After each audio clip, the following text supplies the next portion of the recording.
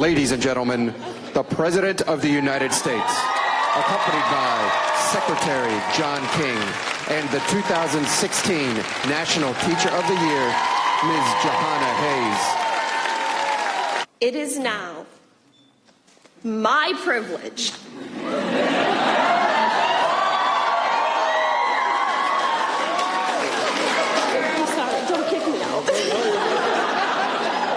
I thought they were going to kick me out of there. They were like, stand still. I was like, this is as good as it gets. Like, it was so surreal.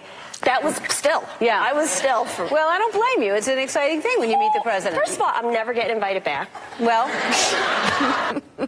Oh, my gosh. I love her already. But you know what you learn in school, Joe? What's that? When you're wrong, you're wrong.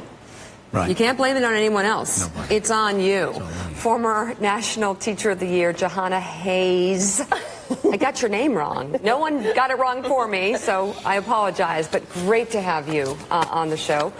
She may get to book a ticket back to Washington after all, only this time it would be as a representative of the state of Connecticut. Jahana is mounting a Democratic primary challenge in the state's 5th congressional district, and we welcome you to the show. Thank you for having me. Being on board. Awesome. So, the inspiration to run, where'd that come from? My students, just like everything else. You know, I took them on a Habitat for Humanity build, and I just thought, who's going to speak for these kids? Who's going to make sure that our future is what I keep telling them that it will be? You work in Waterbury, Connecticut. Yes. Correct. And so you see the struggles head on. Waterbury has its challenges. Yes. And as a teacher, you're on the ground really seeing the impact of those challenges. So what do you plan to do differently? Well, I was born and raised in Waterbury, so I lived through those challenges, and I understand what happens when government works, when we get people mobile and back on their feet so that they can be contributors. So I can speak to that with fidelity. But I also understand that all people have value, and there are so many different communities in Connecticut, you know, so my goal is just to make sure that everyone is represented. You know, no matter where you live, no matter what your socioeconomic status is, no matter what your background is, that people feel included and connected to our government. How exciting was it to meet President Obama in the White House? I mean, I saw, yeah.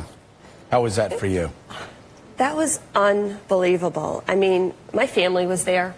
I'm a person who was a high school dropout, who was a teenage mom, who was homeless, who struggled. So to be recognized at that level in my profession for the work that I did and the impact that I made by a man who just symbolizes everything that I believe in, this idea of hope, because that's what I taught my students, that, you know, you can be better. You know, hope is a strategy.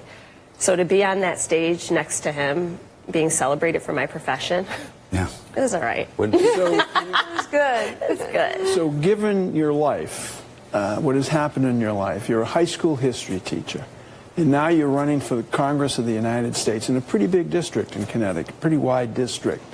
So it's sort of like, I would imagine, a big parent-teacher conference every time you go out and meet people and greet people. What is on people's minds in your district as you go through the district? Well, it's definitely just like a parent-teacher conference, because you have to deal with everyone. People have different issues, different concerns, but what I found at the end of the day, people are concerned about their children, about their future, about the future of this country.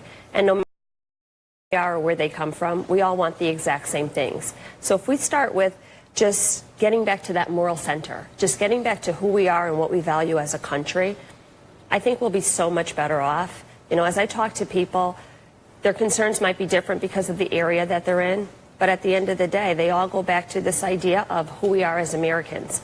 You know, and my life story, it really just embodies all of that. I know what's possible because I've lived it.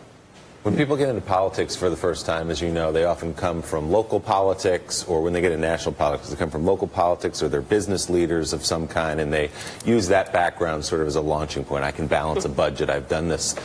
What advantage do you have as a teacher? What makes a teacher a unique and good candidate for Congress? My whole professional life has been about grooming the next generation, about dealing with problems as they come, about meeting the challenges head on, about being flexible, about compromising, about getting people to coalesce around ideas.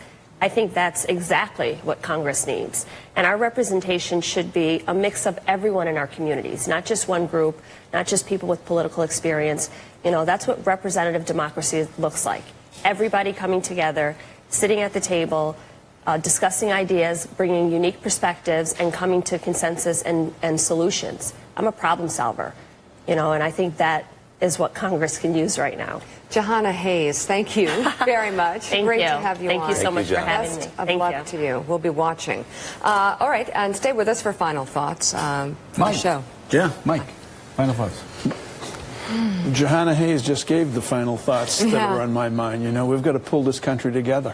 Yeah. We've gone through too much to get to where we are as a nation, to let it go down the drain to a It's an pack of unraveling. lies and Yep. hatred, and let's bring America